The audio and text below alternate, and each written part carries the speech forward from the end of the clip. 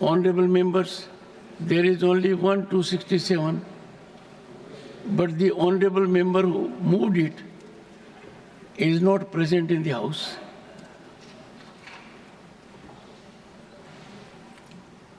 Matters raised with permission. Dr. Radha Mohan Das Agarwal demand for inclusion of 22 illustrations from the first illustrated manuscript of India's Constitution in the reprinted Constitution. माननीय सभापति महोदय, आपका आभारी हूँ। आज मैं भारतीय संविधान के साथ बहुत असंवैधानिक तरीके से हुए खिलवाड़ की ओर आपके माध्यम से इस पूरे सदन का ध्यान ले जाना चाहता हूँ।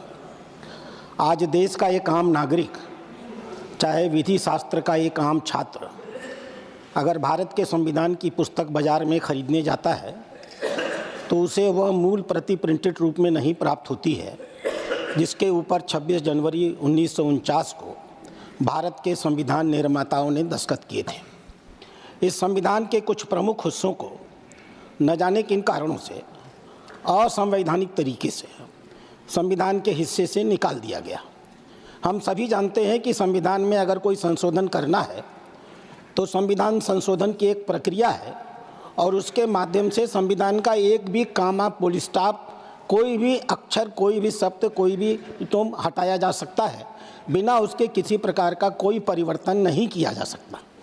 लेकिन मैं जानना चाहता हूं और इस देश के नागरिक जानना चाहते हैं, क्या कारण थे कि 26 जनवरी 1949 को जो भारत के संविधान पर हस्ताक्षर किया गया, उनके महत्वपूर्ण हिस्सों को कुछ लोगों ने न जाने कब बिना किसी संसदीय स्वीकृति के उन्हें हटा दिया।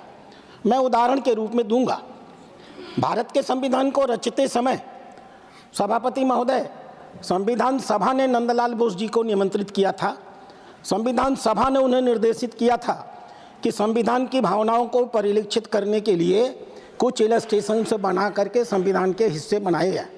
नंदलाल बोस जी ने भारत के तत्कालीन संविधान के 22 अध्यायों के सर्वोत्तम पहले पेज पर ऊपर के स्थान पर 22 इलस्ट्रेशंस बनाए।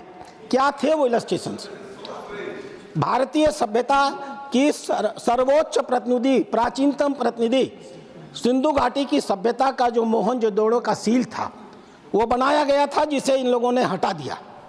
भगवान श्री राम जब लौट करके आ रहे थे, भारत का भगवान श्री राम जब लौट करके अयोध्या आ रहे थे, उनके इस वापस लौटने की फोटो बनाई गई थी जो हटा दी गई। भगवान कृष्ण युद्ध के मैदान में जब सरमन दे रहे थे, उस पूरे दृश्य को हटा दिया गया। भगवान बुद्ध की फोटो को, उनके आदेश को हटाया गया। भगवान महावीर के उपदेश देते हुए हिस्से को हटाया गया। सम्राट विक्रमादित्य की फोटो को हटाया गया। यहाँ तक कि महात्मा गांधी की 2 फोटोज थी, उन दोनों फोटोज को इन लोगों ने हटा दिया। लक्ष्मीबाई की फोटो इन लोगों ने हटाने का काम किया। शिवाजी की फोटो इन लोगों ने हटाने का काम किया। हिमालय, समुद्र जो भारत की सीमाएं बनाती थी, उनके फोटो इन्होंने हटाने का काम किया। नेताजी सुभाष चंद्र बोस की फोटो ये स्वीकार नहीं कर पा रहे थे। नेताजी सुभाष चंद्र बोस के प्रति मैं इतनी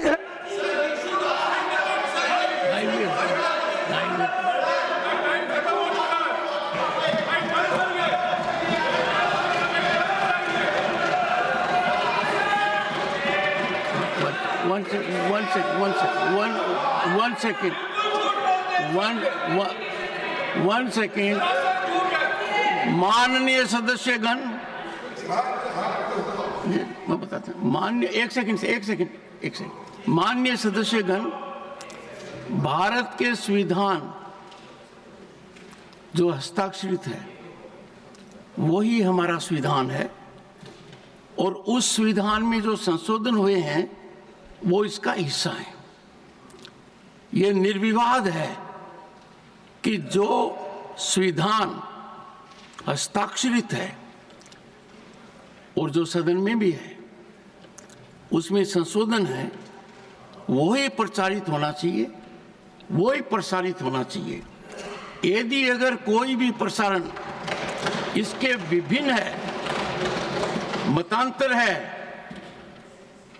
तो वो किसी भी तरीके से मर्यादित नहीं कहा जा सकता। माननीय सदस्य ने ये कहा है कि संविधान की जो मूल प्रति है, जिस प्रति पर संविधान के निर्माताओं ने दस्तखत किए हैं, उसका अभिन्न अंग है 22 कृतियां, जो भारत की सांस्कृतिक यात्रा के 5000 साल दर्शाती हैं। और आज के दिन कोई भी संविधान की पुस्तक लेता है, उसमें ये नहीं है और ये अनुचित है। मैं आग्रह करूंगा सदन के नेता से कि हमारे संविधान निर्माताओं ने जो दस्तखत किए हैं, उसमें उतना ही बदलाव हो सकता है जितना संसद स्वीकार करती है। उसके अलावा कोई भी बदलाव किसी भी व्यवस्था के तहत, चाहे न्यायिक व्यवस्था हो, संविधान में नहीं होना चाहिए। सदन ने जो कर दिया वो संविधान की का अंतिम परिभाषित प्रतिलिपि है। और माननीय सदस्य ने जो बात कही है, रोज देखने को मिलता है, छात्रों को पता नहीं, किसी पुस्तक में आपको वो 22 कृतियां नहीं दिखाई देती हैं। मैं आग्रह करूंगा सभी से, मैं आग्रह करूंगा I have no doubt and I am categorical. The Constitution signed by the founding fathers of the Constitution, carrying 22 miniatures, is the only authentic one, and it can include amendments by the Parliament. If there is any change effected by judiciary or any institution is not acceptable to this House, I will appeal to the leader of the House to ensure that in the country only the authentic version of the Indian Constitution be promulgated. Any violation of this should be taken quite seriously by the government and severe action taken. Leader of the House, Leader of the Opposition. Sir, please, मैं आप patiently. नहीं, आप तो जो detail constitution के बारे में यहाँ पर जो व्याख्यान हुआ, मैं समझता हूँ साहब ये अनावश्यक इसको उठा रहे हैं। और डॉक्टर अंबेडकर, बाबा साहब अंबेडकर ने जो कानून बनाया यानी कॉन्स्टिट्यूशन बनाया, उसको कंट्रोवर्सी में लाना चाहते हैं और उसको कंट्रोवर्सी में लाकर ये कहना चाहते हैं वहाँ पर कृष्ण जी अंबेडकर जी की भावना को परिभाषित किया जा रहा है। अरे आप सुनिए तो सुनिए, अंबेडकर जी ने जो अरे आप सुनिए तो जमीनी हकीकत होनी चाहिए। आप सुनिए साहब, आप सुनिए, आश्चर्य है। नो आप सुनिए, इतनी ऐसा नहीं कर सकते। मैं बोल रहा हूँ, सुनिए आप सर। जब कॉन्स्टिट्यूशन 1950 में इम्प्लीमेंट हुआ, उस वक्त बाबा साहब अंबेडकर भी जिंदा थे, जवाहरलाल नेहरू थे, वल्लभ भाई पटेल थे, सभी कॉन्स्टिट्यूंट असेंबली के मेंबर थे। तो उसमें कोई बदलाव उस वक्त आपको नहीं दिखा। और आपके जो मुखर्जी है वो भी थे, लेकिन आज आप नए नए शब्द ला रहे। कोई विक्रमादित्य की फोटो बोल रहा है, कोई कृष्ण की बोल रहा है। वो कहाँ है संविधान में? मुझे बताइए। मैं भी संविधान देखा हूँ, पढ़ा हूँ, जो कुछ समझ में आता। आप तो एडवोकेट है साहब, आप कभी देखे संविधान में कुछ बदलाव हुआ है? मैं बताता हूँ। और जो भी हुआ है वो कंसेंट से हुआ है, सदन के कंसेंट से हुआ है। माननीय सदस्यगण, एक सेकंड, ये ठीक नहीं। आप अलाउ करके ये बात इसको बढ़ाना, सदस्यगण तो कंट्रोवर्सी करना, अंबेडकर को बदनाम करने की कोशिश करना बिल्कुल गलत है। यस, माननीय सदस्यगण, डॉक्टर बी आर अम्बेडकर का भारी अपमान होगा यदि अगर जो संविधान की प्रतिलिपि पर दस्तखत हुए हैं वो प्रसारित न की जाए। सदन के नेता। सर, आदरणीय सभापति जी, जो विषय हमारे सदस्य राधा मोहन दास अग्रवाल जी ने 0 आवर में उठाया है, ये बहुत ही महत्वपूर्ण है और सर बिल्कुल गलत मुद्दा उठाया है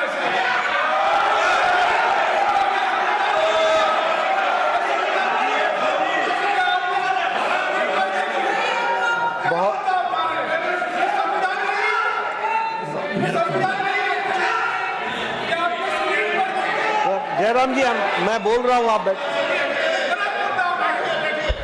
ये बहुत ही महत्वपूर्ण मुद्दा उठाया है। महत्वपूर्ण मुद्दा इस तरीके से है कि उन्होंने जो कहा कि संविधान की जो मूल प्रति है, उस मूल प्रति में बहुत से इलस्ट्रेशंस हैं और वो इलस्ट्रेशंस के साथ कॉन्स्टिट्यूशन की कॉपी है। वर्तमान में जो कॉन्स्टिट्यूशन की कॉपी पब्लिश हो रही है उसमें वो इलस्ट्रेशंस नहीं है। आपके स्क्रीन पर देखे नहीं है, उसमें वो इलस्ट्रेशंस नहीं।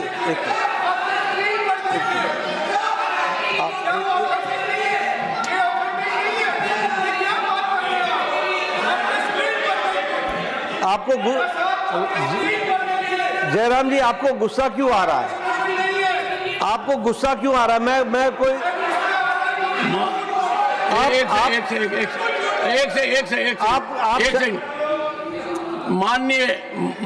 माननीय प्रतिपक्ष, माननीय सदन के नेताजी, जयराम जी को गुस्सा क्यों आ रहा है यह भारत का स्वास्थ्य मंत्री बताएगा। ये आपकी जिम्मेवारी है। ये देखिए, ये मूल प्रति है, इसमें पूरा इलस्ट्रेशन दिया हुआ है, ये बता रहा है। अब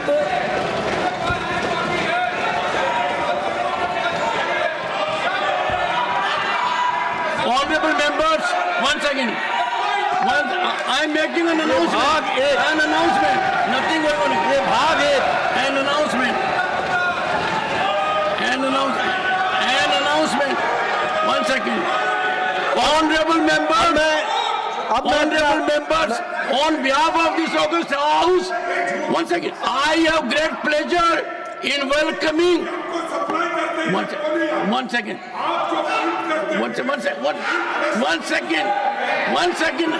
I'm welcoming a delegation. One second. I'm welcoming a delegation. Delegation आया है, डेलीगेशन। हम लोग बात करेंगे, डेलीगेशन आया है। Honorable members, on behalf of this august house, I have great pleasure in welcoming His Excellency Mr. Abdul Rahim Abdullah,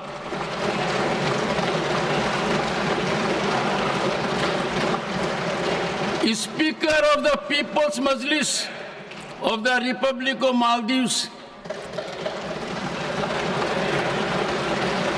and honorable members of the parliamentary delegation who are on a visit to India as our honored guests.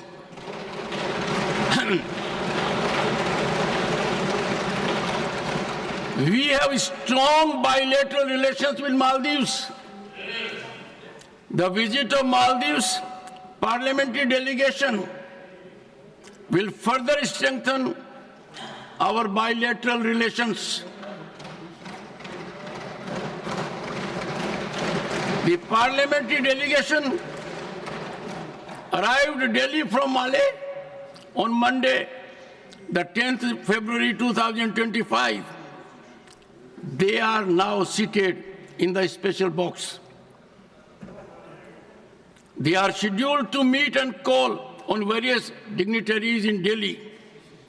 Besides Delhi, they will also visit Agra before their departure from India. We wish them a pleasant and fruitful stay in our country.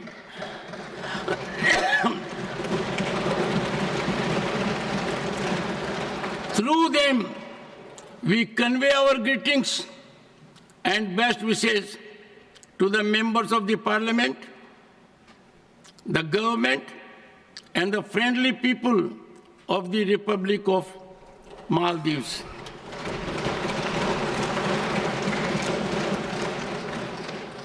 Yes, please continue.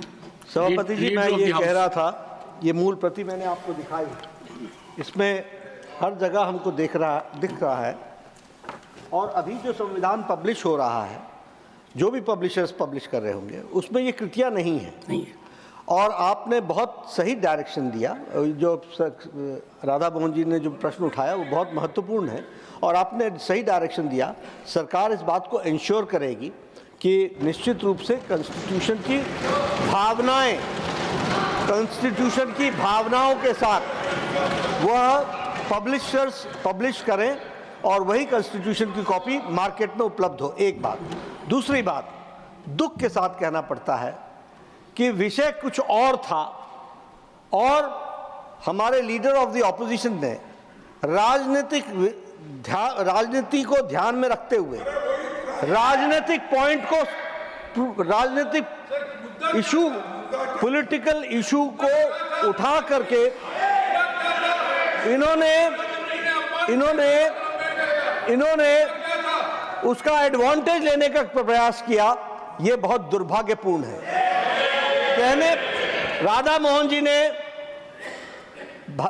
Bhimrao Ambedkar ji के बारे में एक शब्द नहीं बोला है, एक शब्द नहीं बोला, और इन्होंने कहा कि भीमराव अंबेडकर को बदनाम करने की कोशिश हो रही है। इसको एक्सपंज किया जाए।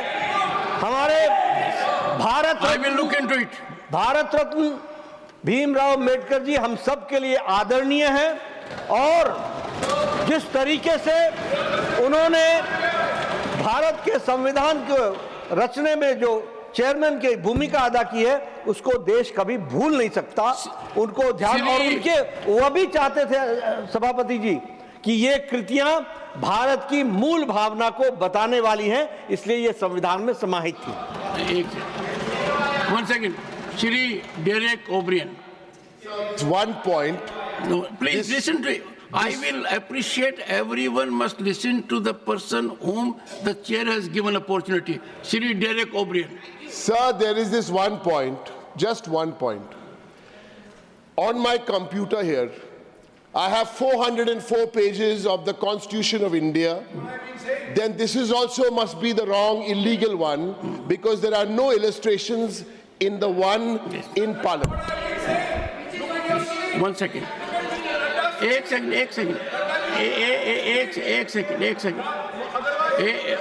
second. Now please, honorable members, a very valid issue has come to the attention of the Council of States.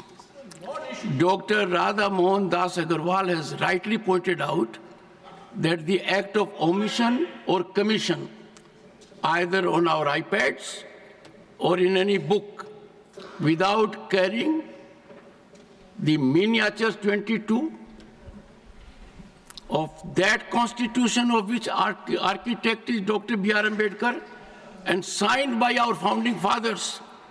And the only variation, I reiterate, please note my words, the only change that can take place in the Indian Constitution can emanate only from the Indian Parliament.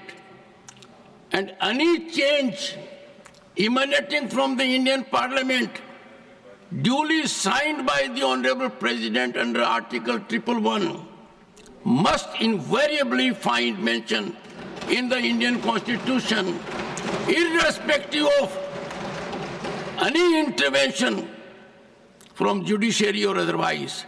And therefore, it is not optional for the government or anyone else to adhere to it. This is the only way, and everyone in the country is required to have Indian Constitution which is duly sanctified. Derek O'Brien has a point. Before him, it doesn't. Is not there. We must regret it. We must make amends, and amends be made as quick as possible by everyone concerned, including the government. If there is any publication from your side, strict steps should be taken, and I'm sure in the shortest possible time, the government will make it convenient that people come to know only and only the authentic version of the Indian Constitution as it holds the field today. Shri Ramjalal Suman. Shri Ramjalal Suman. Shri Ramjalal Suman. Sir. He has said so. Nothing goes on record. Nothing is going on record. Shri Ramjalal Suman. Sir. Concern Sabhapati over not ji. conferring. Concern over not conferring Bharat Ratna to Raja Mahendra Pratap. Raja Mahendra Pratap was the first सभापति person. जी, सभापति Sir, enough, that is over. Sorry, please over, sir. We can't have it open-ended, sir. Your intervention I have noticed. Constitution print करके हमको देते हैं राज्यसभा से लोकसभा के सदस्यों को आप भी प्रिंट करके देते हैं We will make amends. क्या उसमें है We will make amends. Anyone who has done this omission is responsible. No one is accepting to it. I am not accepting to it. The nation will have only the constitution given by Dr. Ambedkar and founding fathers with the changes effected by the parliament. Yes, Shri House Ram Jalal, Minister. nothing else will go on record. Shri Ramjalal Suman. Sir, सभापति जी, rhetoric. Sir, you are saying nothing but politics, not appreciating the point. The point is very categorical. Dr. Radha Mohan Agarwal needs to be appreciated, accoladed, applauded.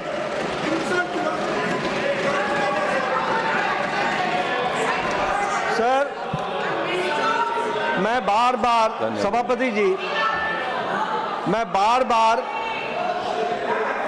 बार ये प्रश्न कर रहा हूं कि राधा मोहन जी ने जो प्रश्न उठाया, जिस पर आपने अपना रूलिंग भी दी और आपने कहा किसी से भी हुई है गलती, इसको रेक्टिफाई करना चाहिए।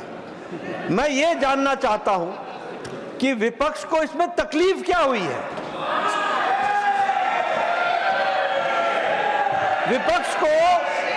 विपक्ष को यह कहना चाहिए था कि very good Radha Mohan ji, you have raised a very valid point and it should be taken care, and who is the custodian? The government should rectify, and I say that we will rectify it.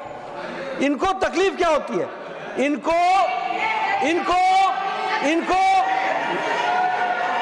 इनको तकलीफ इसलिए होती है सभापति जी, इनको तकलीफ इसलिए होती है क्योंकि इनको जो संविधान में वो कृतियां हैं वो कहीं ना कहीं तकलीफ देती हैं। भारत की संस्कृति को याद करना और हमारे आने वाले जनरेशन्स उसको याद रखें, उससे वंचित रखने में इनका एजेंडा है। इनका एजेंडा है कि भारत की जो पुरातन संस्कृति, जो गौरवमय संस्कृति है, जिस पर हम गौरव करते हैं, जिस पर हम गर्व करते हैं, वो संस्कृति आने वाली जनरेशन्स न जान सके, इसलिए there is a hidden agenda और इसलिए इनको तकलीफ हो रही है क्योंकि जो विषय राष्ट्रवादी विचार से ओतप्रोत होकर हमारे भाई राधा मोहन जी ने उठाया है, उसने इनको गुस्सा दिला दिया। क्यों?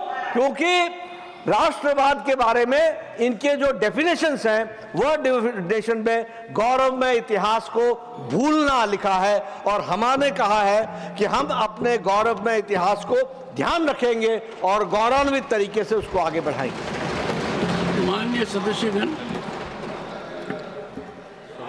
मैं इस अत्यंत गंभीर विषय पर आपके समक्ष ये कहना चाहूंगा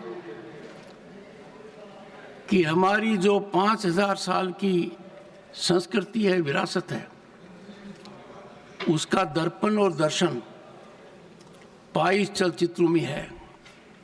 मौलिक अधिकारों वाले चैप्टर को देखेंगे जो भाग 3 है, उस पर राम, लक्ष्मण और सीता अयोध्या आ रहे हैं। ये पार्ट 3 में है, फंडामेंटल राइट्स। डायरेक्टिव प्रिंसिपल्स की बात करेंगे तो कुरुक्षेत्र की भूमि में कृष्ण अर्जुन को उपदेश दे रहे हैं। शुरुआत में देखेंगे तो गुरुकुल पद्धति दिखाई गई है। इसमें शिवाजी का वर्णन है, इसमें अकबर का भी वर्णन है, इसमें नेताजी सुभाष का भी वर्णन है। और कोई ऐसी वजह नहीं है कि जिस मूल प्रति पर दस्तखत किए हैं संविधान निर्माताओं ने, डॉक्टर भीमराव अंबेडकर ने, वही असली संविधान है, उसी का संज्ञान जनता को कराना चाहिए। और इसमें यदि अगर कोई भटकाव है किसी भी क्षेत्र से, हमें अविलंब सुधार करना चाहिए। मैं फिर पुरजोर कहता हूं, संसद की स्वायत्तता तभी कायम रहेगी जब भारत के संविधान में मूल प्रति में वही बदलाव अंकित हों जो सदन ने स्वीकार किए हैं और महामहिम राष्ट्रपति ने दस्तखत किए हैं।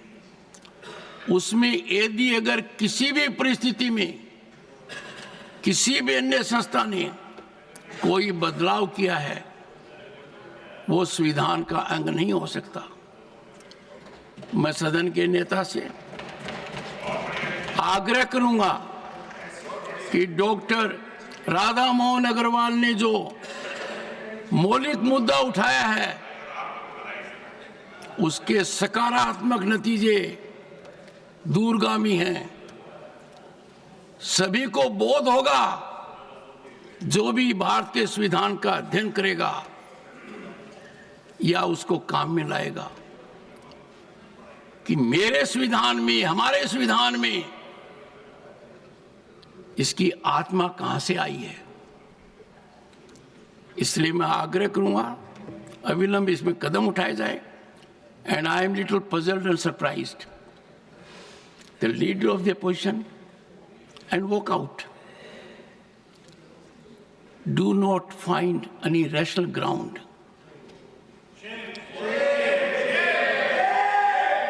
It is, according to me, direct insult to Dr. B.R. Ambedkar. How can anyone contemplate coming in the way of dissemination of that constitution of which architect is Dr. B.R. Ambedkar, that constitution that was signed by our founding fathers? I am sure sentiment of the House taken note of. Shri Ramji Lal Suman.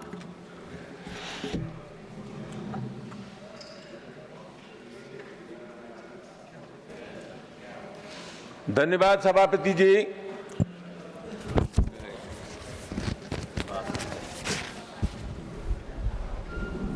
राजा महेंद्र प्रताप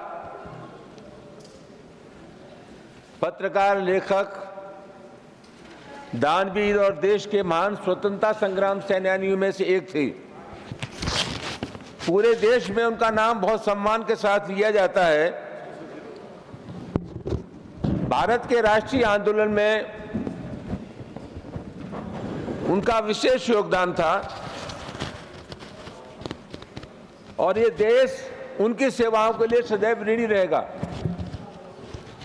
उन्होंने मुस्लिम university सहित तमाम शिक्षण संस्थाओं को दान दिया।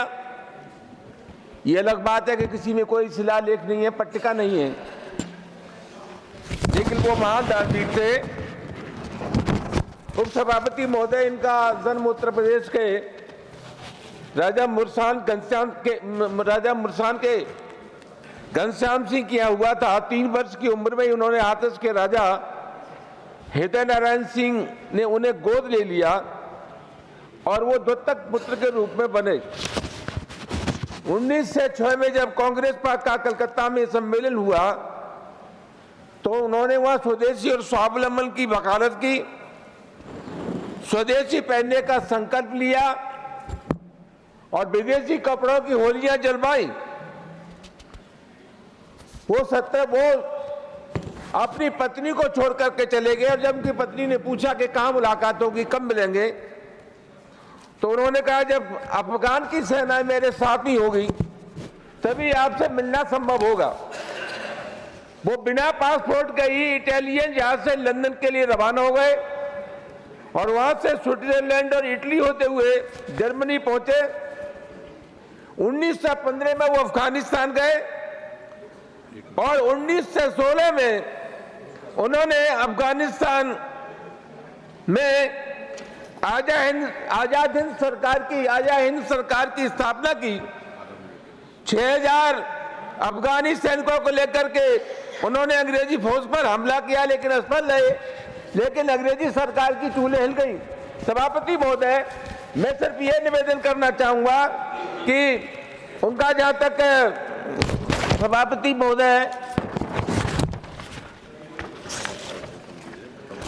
महोदय वो अंतरिम सरकार के पहले राष्ट्रपति थे। तथा मौलाना बरकतुल्लाह भोपाली को उन्होंने प्रधानमंत्री के रूप में प्रधानमंत्री बनाया 1923 में। समय खत्म हो गया, रिकॉर्ड पे नहीं जा रहा है, समय खत्म हो गया। माननीय रामजीलाल सुमन जी, थैंक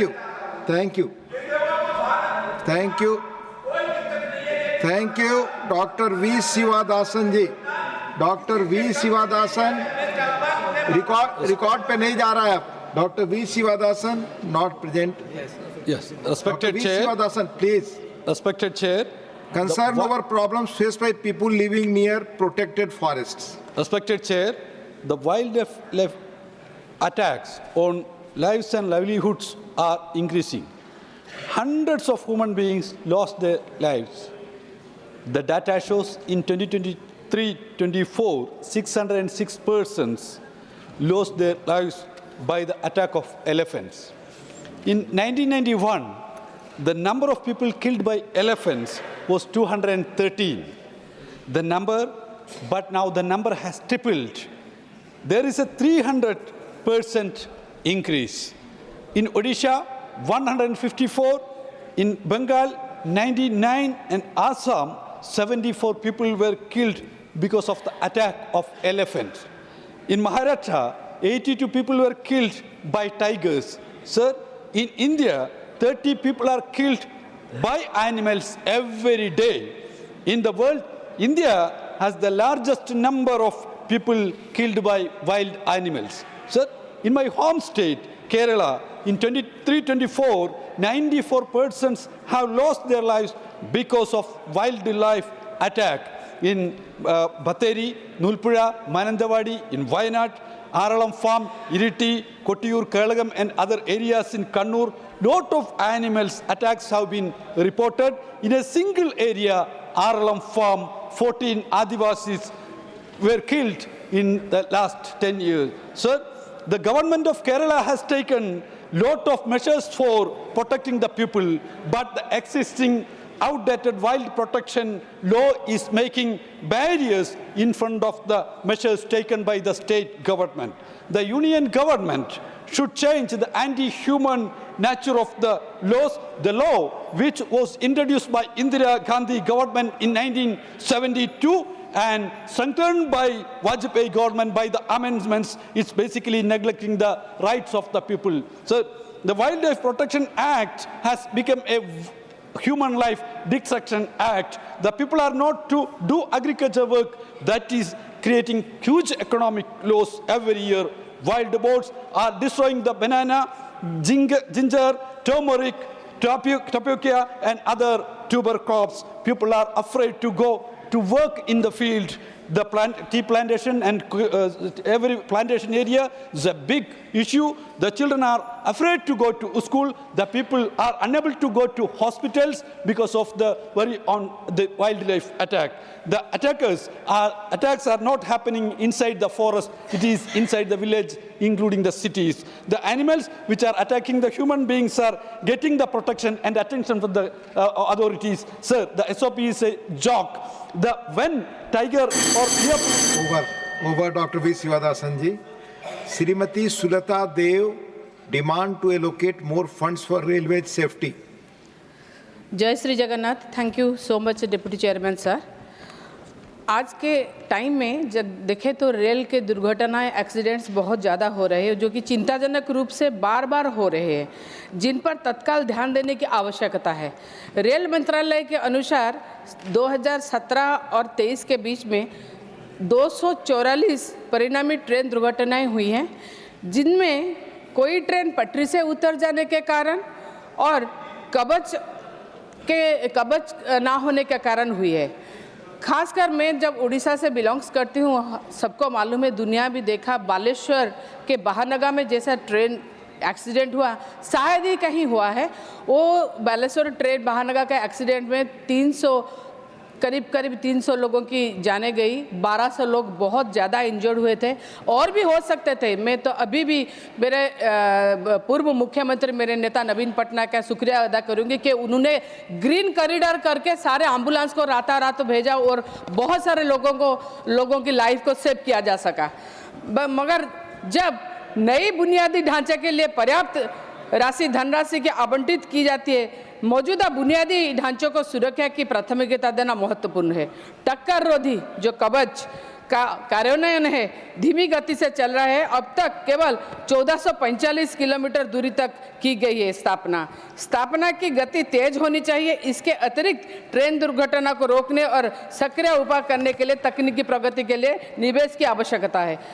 मैं और एक बात बोलूँगी, जब ट्रेन जाती है तो ट्रेन का जो हेडलाइट्स होता है वो आज भी हम इस ज़माने में जब बुलेट ट्रेन की बात करते हैं अभी भी हेडलाइट्स जो है वो हैलोजन है. बहुत सारे ट्रेन के हेडलाइट्स एलईडी होना चाहिए.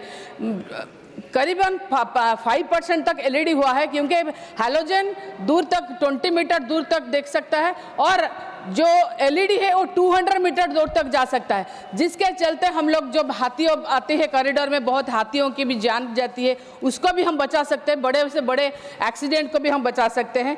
और कभी कभी क्या होता है ना, जब 130 स्पीड से ट्रेन जाती है तो उसको इसके हेडलाइट के अपडेशन बहुत ज़रूरी है. और कवच के लिए अपडेट ज़्यादा से ज़्यादा किया जाए और स्टेशन को मॉडिफिकेशन किया जाए, जो बहुत मैन हैंडलिंग प्रॉब्लम होता है. क्योंकि कभी कभी लोको पायलट्स को क्या होता है ना, मैं खुद देखी हूँ, बिलासपुर राउरकेला से 4.5 घंटा लगने के टाइम में कभी कभी 8 घंटा 9 घंटा लगता है. तो उसमें लोको पायलट क्या करता है ना, वो भी एडजस्ट होता है और देखेंगे तो फिर क्या होता है, सिग्नल शूट होता है और एक्सीडेंट हो जाते हैं. ये मैन हैंडलिंग भी होता है. जब ट्रेन के पटरी के बार फ्रीक्वेंटली जांच होना चाहिए. और मैं और एक बात मैं बोलूँगी कि रेलवे सेफ्टी बोर्ड में एक एक्सपीरियंस लोको पायलट को होना जरूरी है, क्योंकि जो रेलवे सेफ्टी देखते हैं अगर लोको पायलट अच्छे हो तो उसमें वो. धन्यवाद. माननीय Shri Amarpal Maurya, demand to conduct direct election of the block chief and district panchayat president under the panchayat raj system. बहुत बहुत धन्यवाद माननीय उपाध्यक्ष महोदय. पंचायती राज व्यवस्था में जिला पंचायत अध्यक्ष एवं ब्लॉक प्रमुख का चुनाव सीधे जनता से कराए जाने के संदर्भ में चर्चा के लिए आपके समक्ष खड़ा हुआ हूं. महोदय, 2 अक्टूबर 1959 को पंचायती राज व्यवस्था नागौर राजस्थान से लागू हुई थी. सभापति जी, इसके बाद कई प्रकार के इसमें स्थानीय सुधार और बदलाव भी जो है किए गए. अशोक मेहता की समिति ने 1978 द्वारा स्थानीय प्रशासन में पारदर्शिता और जवाबदेही के लिए बढ़ाने के लिए लोकतांत्रिक प्रक्रियाओं को मजबूत करने के लिए सुझाव दिया गया.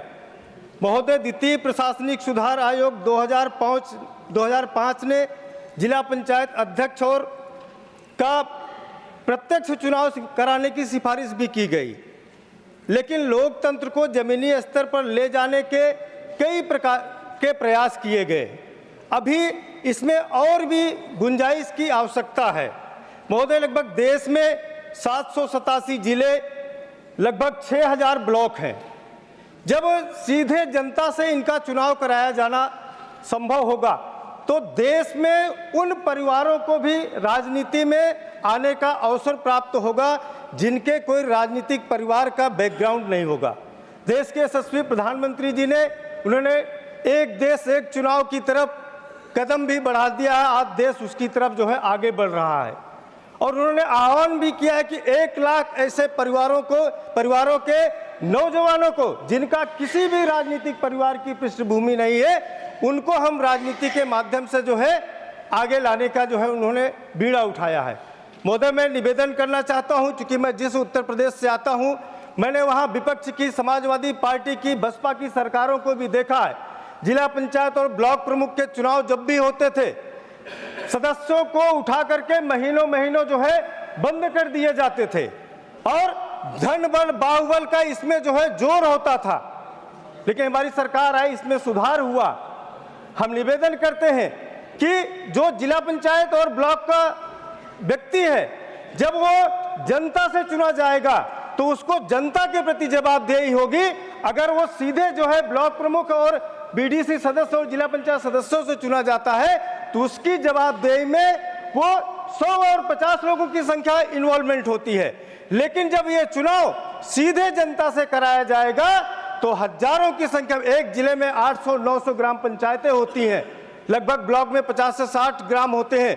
सीधे जनता को जवाबदेही बनाने के लिए इस चुनाव को, ब्लॉक प्रमुख और जिला पंचायत अध्यक्ष के चुनाव को आपके माध्यम से, इस सदन के माध्यम से आह्वान करता हूं कि चुनाव सीधे जनता से।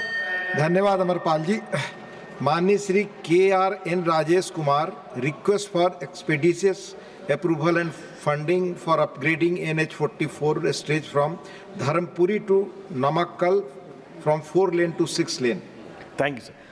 Thank you. Honorable Deputy Chairman, sir, I rise to bring the attention of this August House the urgent need to upgrade the NH44 stretch of 119.5 km from Dharmaburi to Namakkal in Tamil Nadu from a 4-lane to 6-lane highway. The project is currently at the DPR stage, sir.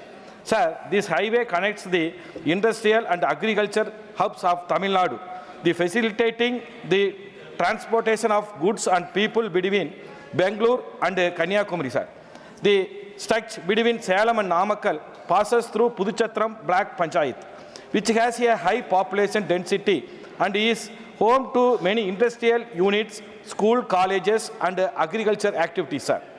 The people in the region are heavily dependent on Puduchatram. Hence, it is essential to construct an overbridge to reduce the risk of accident, ensuring the greater safety, sir.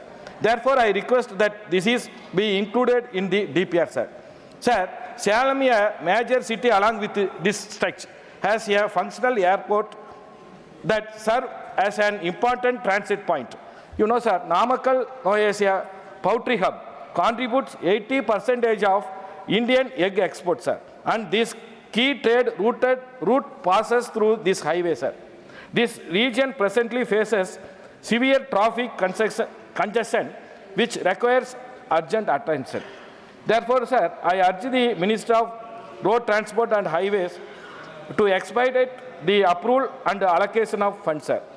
I also request the government to give priority to this matter, considering its significant impact on the region economic safety and overall development, sir. Sir, I also request the Honorable Minister of Parliament Affairs, he is not in house, but his native district hometown is Namakkal. So I request the Honorable Parliament Affairs Minister Murugan to support and associate, get the fund for this project, sir. Thank you, sir. Thank you.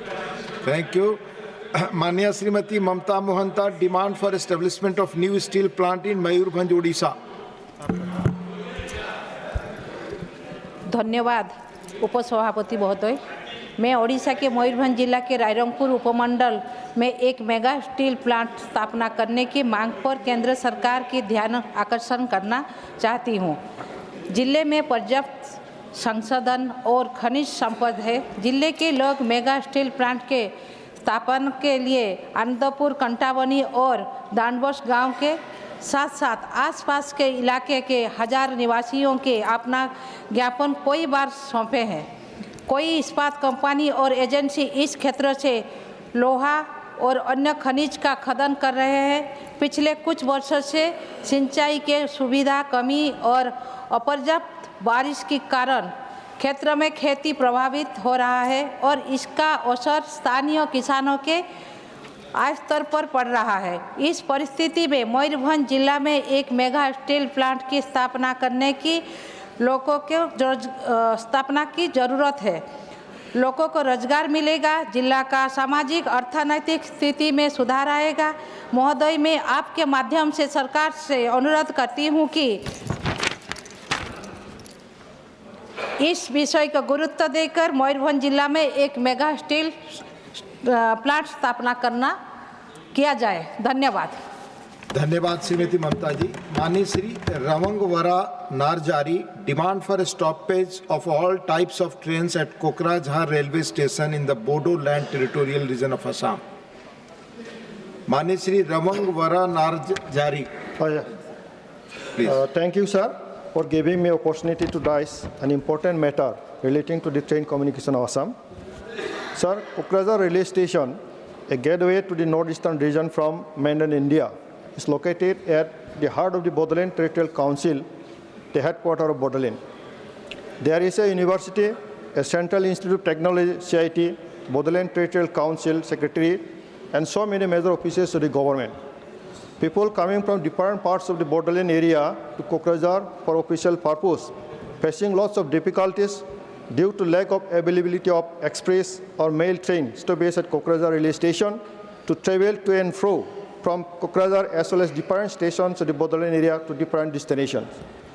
There has been long-standing demand for train passengers of Assam at different railway stations which are to get approval from Railway Board. Demand for stoppage at Kokrajhar stations are Lohit Express, Saraighat Express, Jumbo Tawa Express, Jhaja Express, including all types of express mail train. A demand for stoppage at Gosaigaon stations are Northeast Express, bound for Kamaika to Anand Vihar, Delhi. Kamru Express, bound for Dibrugarh to Howrah. Vivek Express, bound to Guwahati to Chennai. Bangalore Express, bound to Dibrugarh to Bangalore, sir. Demand for stoppage at Dangtol Station, Bongaigaon to New Jalpaiguri Express.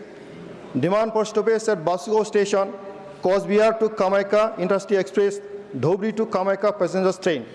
Demand for passengers train stoppage at Pokiragram, Sapotgram, Masbat, Khairabari Station.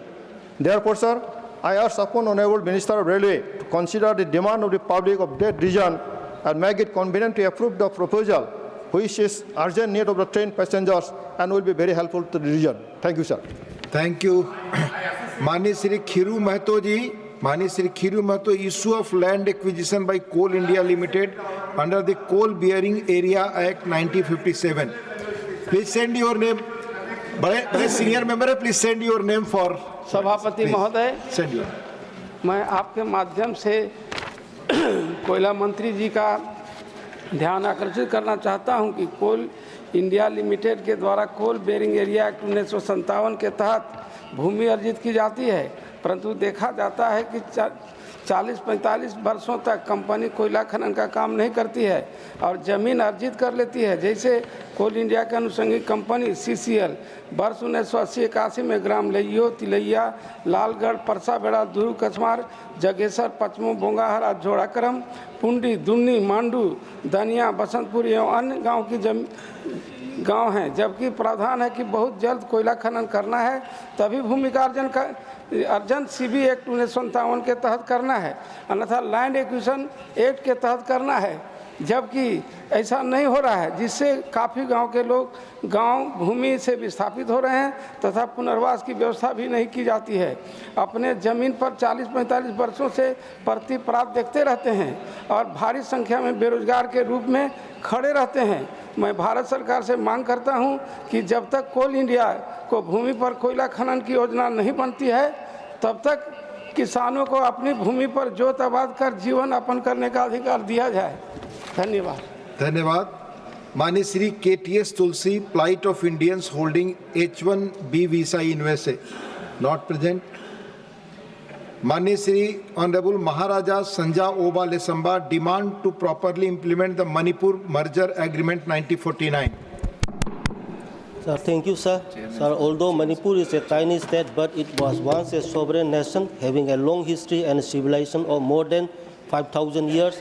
But Manipur became a part of India in 1949 under an agreement called the Manipur Merger Agreement 1949. However, for the last many decades, the previous government never tried to honor or address this agreement, and it really hurts the sentiments and pride of the Manipuris. Particularly, the last para of Article 8 of this agreement is very relevant for the Manipuris to uplift their socio-economic, cultural and political status. It reads as, I quote, the government of India shall also undertake to make suitable provisions for the employment of Manipuris in the various branches of public services and in every way encourage the Manipuris to join them. It also undertakes to preserve various laws, customs and conventions prevailing in the states of Manipur pertaining to the social, economic and religious life of the people, unquote. But till today, no suitable provisions or safeguards are made or saved in this regard. So I urge upon the Union government to make suitable provisions or take up necessary steps to uplift the socio-economic, cultural and political status of Manipuris in the days to come. Thank you, sir. Thank you. Srimati Priyanka Chaturvedi. Thank you, sir. Question So yeah, exactly. Question number 76.